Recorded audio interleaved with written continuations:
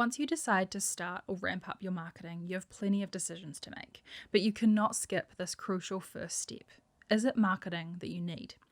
And then, even if the answer is yes, is there something else you should tick off the to-do list first to make that marketing work better? Welcome to the Digital Hive Podcast, where we talk all things digital marketing for small businesses. Subscribe to the show on YouTube or your chosen audio podcast app to get weekly insights into your next marketing move. Do you need more water at the top, or do you have a leak you need to plug first to get people where you want them to go? Marketing is the water. It's turning the tap on and letting the rest of the business do the work. You can turn on a little or a lot or reroute an entire natural water source to create a waterfall. Maybe you actually get plenty of people to your website, onto your email list, but your conversion rate is low. That's the number of people who buy divided by the number of people who see your offer. If you improve that rate first, any marketing you do will have that much more impact on your revenue. Maybe no one knows about you. Now, that'd seem like you needed marketing, but let's take this slow. How well tested is your branding, your positioning, your pricing? Is the problem you are trying to solve for people actually a problem?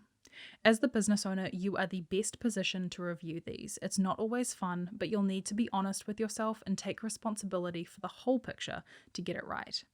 If you happen to be the marketing manager, you'll need to provide some honest and uncomfortable feedback to the rest of the company.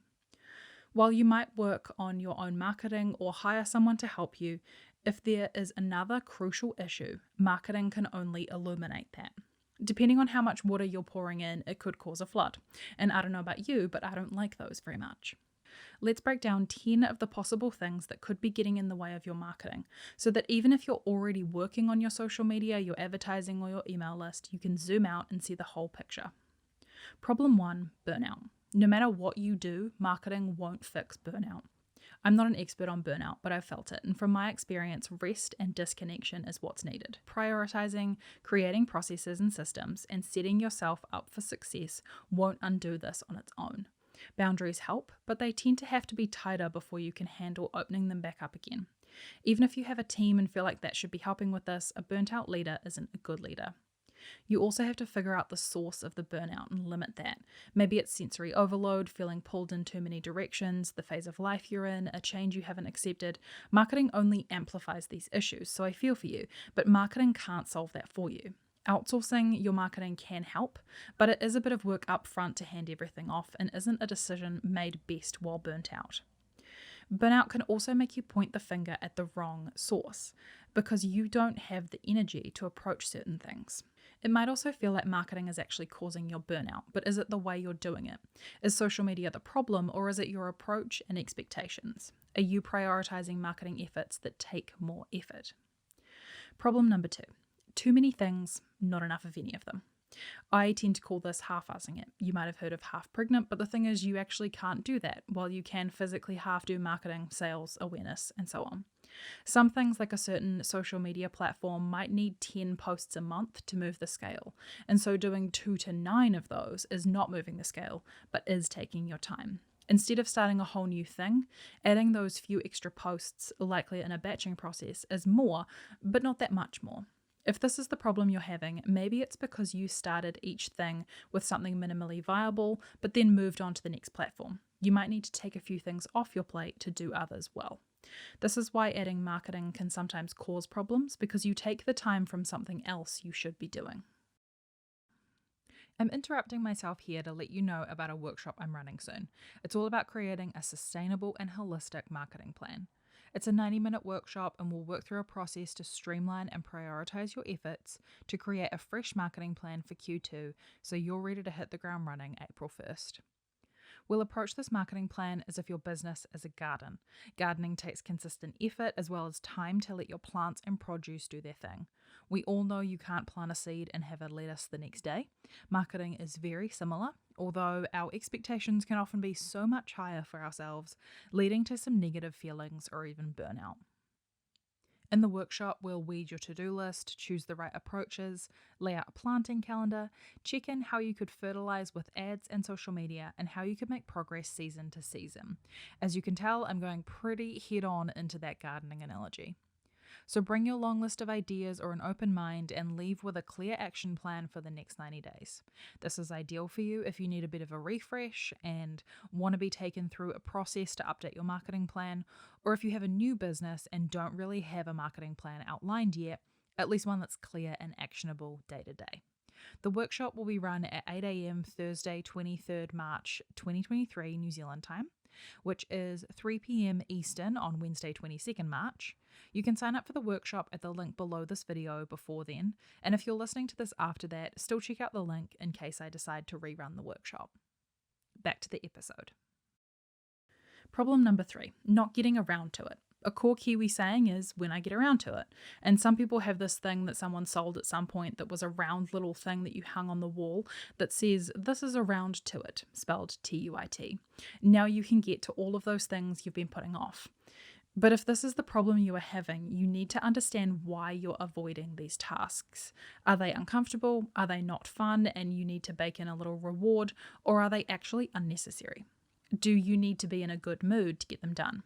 Is it something that never ends, like a podcast that always needs new episodes, or it feels like too big of a task? Or are you simply not putting the time in your calendar for this and so it just doesn't happen? The issue with these tasks is you've already done so much of the work. You've thought about it for more time than it may have taken to do the thing. You've likely tasked it out and figured out the how and need to take action.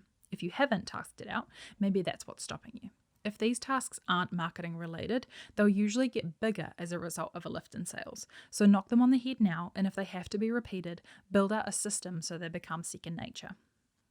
Problem number 4, your current offer is not suited to your new audience. This can often happen when you pivot, but keep the same business names, social accounts, and so on. Unfortunately, you need to let go of something, but it doesn't have to be your username. Instead, you need to get clear. This is a messaging thing. Marketing will help to grow your next audience, but you can't serve both with the same funnel. You'll either need 2 funnels or you need to be clear and stop creating content for those who are not suited for your new offer. This means that your analytics will be a little less than stellar as you start the marketing, but it's worth it in the long run. Problem number 5, your current branding and positioning is not suited to your ideal audience. A picture is worth 1,000 words. So what does your logo, brand colors, photography, graphics, and the general feel of your business tell people? Sometimes it's your brand voice that needs a shift. While you can try things through your marketing, knowing your audience is the biggest indicator for the performance of your branding and positioning. Problem number 6, people don't know they have the problem you're solving. It can be harder to sell someone on a solution to a problem they have but just don't realize it. A problem should cause pain, so sometimes people just don't know it can be solved. You don't want to be one of those businesses that creates a problem so that you can sell the solution. Or at least if you are, you're on the wrong podcast. A subset of this issue is because the problem is too rare for the business to be viable without celebrity level awareness. And marketing isn't going to make it more viable in a profitable way because that level of awareness is expensive. Instead, you'll need to change your offer to match a real and common problem, even if your solution is then unique to what else is on the market. Problem number 7, you don't have social proof. These are the testimonials and reviews that show that your offer is good. Some businesses skip this and go straight to content creators, but reviews of some kind help a lot. This also tells you whether the solution you are offering actually solves the problem and is a good way to gain feedback to make improvements to. Problem number 8, you are self-sabotaging. This is another mindset one. You have the time, but you're creating excuses out of thin air or not pushing yourself in a subconscious attempt to keep things small. You are capable of big things, but you do have to believe it. There are a lot of things that can be done to switch up this mindset, but you need to get to the root of this feeling and rebuild. Otherwise, you will get in the way of any marketing you try to do and will be spinning your wheels and getting nowhere. Problem number 9, you have no capacity for growth.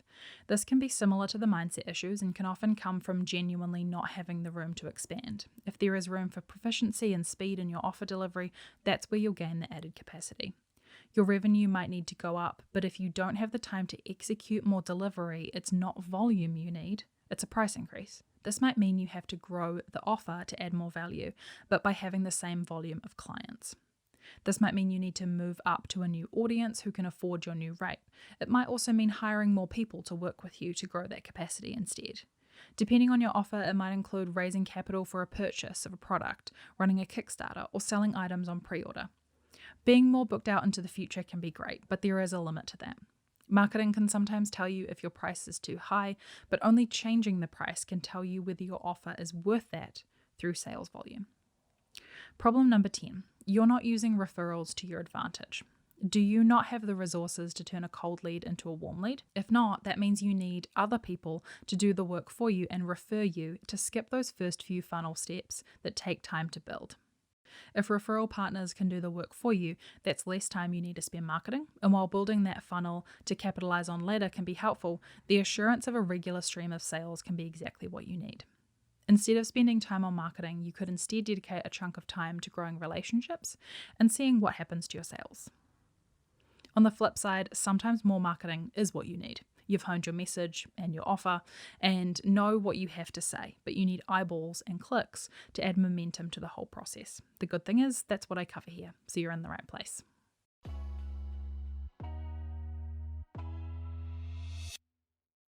Thank you for joining me for this episode of the Digital Hive Podcast. If you're enjoying the podcast, I'd love it if you could share it with a friend or on Instagram and tag me at Honeypot Digital. To find out more about Honeypot Digital and the work I do, or to find more episodes of the podcast and handy tips for small businesses marketing online, head to honeypotdigital.com.